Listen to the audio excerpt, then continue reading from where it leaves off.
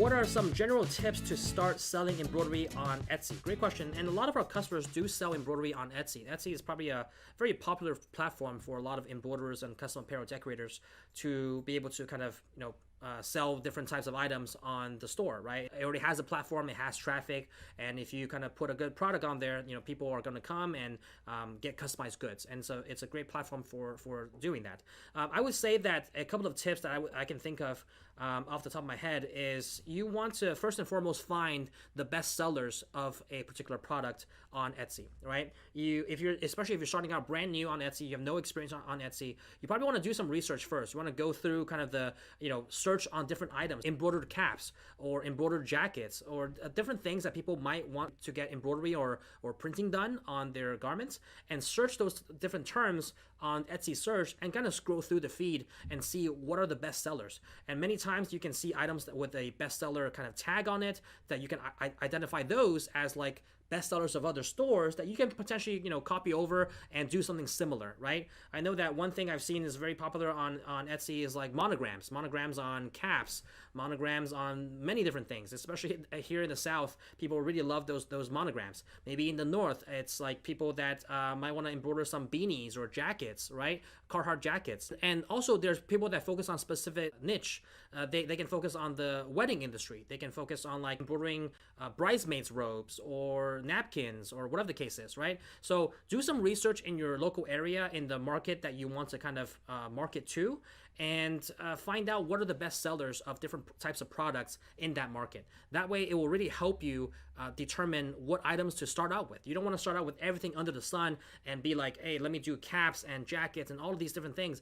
It might overstretch kind of your time and effort, and you're better suited to focus on specific items. And the best way to do that is to focus on the ones that are best selling. So I would definitely do some research first. That's first and foremost. Once you've done your research and you kind of identified what are the best items to start out with, maybe just 2-3 types of items to start out with that are best sellers, then I would really start to take good photos of your craft, what your products are. And really the best way to do that, I think people overlook that fact by just taking any random photo on their phone and thinking that will be good. You do need to spend some time and effort into editing your photos, making the lighting good, making the photo very pleasing at a first glance, so it kind of stops the scroll and get people interested in checking out more details about that product that you're selling. So some tips that I would say there, I know that there's some photo editing apps that are completely free out there. Make sure to use those. One that we also use here for our social media photos is VSCO, VSCO, and you can download that and edit that. It's completely free. You can take your product photos, put it in there, crop it, straighten it, do the proper lighting and all of those things, and make sure that it's just a good photo to look at. People want to showcase your best work on social media, especially on Etsy. If you're kind of scrolling through a bunch of different items, how do you stop the scroll from people looking at a bunch of different shops, and how to get them to stop at your shop to check out more, right? So that first photo of your different items needs to be super pleasing, and it needs to probably capture the at a first glance what your quality of work is. So make sure you kind of put it on a nice background, maybe a white background. You can also invest in those kind of like mini photo booths, that you can put your item there, maybe a cap, maybe a jacket, and put that under the photo booth so that it has the proper lighting. It's very bright, and you can even kind of make different arrangements. Maybe take a photo from like the top down view and put it on a tabletop and have a nice white background and arrange different things, maybe complementary items to that item, and just as a decorative feel to your overall picture, and that's going to capture some attention. It just needs to look very nice. I think those are some of the kind of very simple and easy to do tips to get your first photo for your product ready and in front of a large audience, and make sure that it actually works. So those little things people really overlook, but it's so simple to do, and yet it's super simple things, and yet it makes a huge impact. And that's what I really like to focus on things that are very easy to do but yet makes a huge impact. So that's what I would say for the second part there. And I think lastly, You probably also want to do a lot of things on social media. So the things that I've talked about a lot is leveraging social media to make sure that you are using things for free, right? Get on Instagram, get on Facebook. These are very kind of visual and photo-focused platforms that you can easily showcase your work. And it doesn't cost you a penny to kind of get on that and start posting. One thing that I would say is you need to be consistent. I kind of talked about this a little bit before. You need to be consistent once you start posting on social media, because the last thing you want to do is post one photo, today, and then the next one like 3 months later. If there's no consistency, people visiting your profile is not going to think that you're a legit business and that they should do business with you.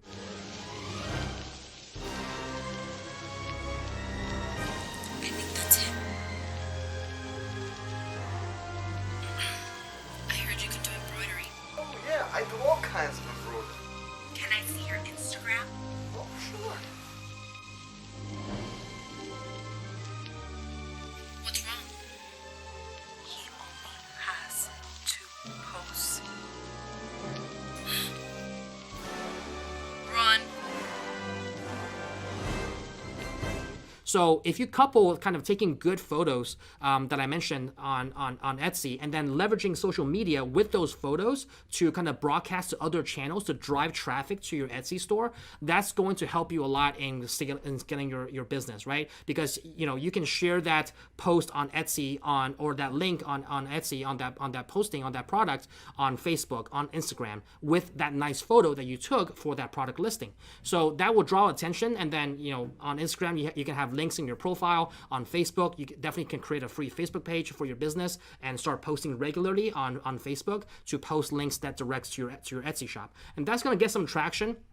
And you can invite your friends to kind of follow your page. They might see it, their friends might see it, and it just kind of slowly spreads. One thing I would caution people to really kind of think about is, with social media, is not going to be overnight, right? It's a long game. It's a continuous process. And you have to kind of have the mindset that you're going to be invested in this in the long run in order to make this work. Just like any business, anything that's worth doing, it's not going to be easy, but you have to be consistent and keep at it to see consistent results in the future. But I think if you couple these things, and these tips to kind of implement into your Etsy shop, I think that's going to greatly help you, or at least kickstart you in getting your Etsy shop up and running and start getting some orders in, right? And if you are good with your orders and you produce a good quality product, customers are going to keep on coming back. They're going to give you good reviews, which creates social proof, and that's going to just drive more traffic. So it's kind of getting that ball rolling, getting that started is going to be the first step to making sure that you're successful on a platform like Etsy. All right, you guys, if you want to learn more information about any of our products, including the white toner transfer printer, DTG printer, or embroidery machines, make sure to check it out in the links I put down below. You can contact our team and they can help you out.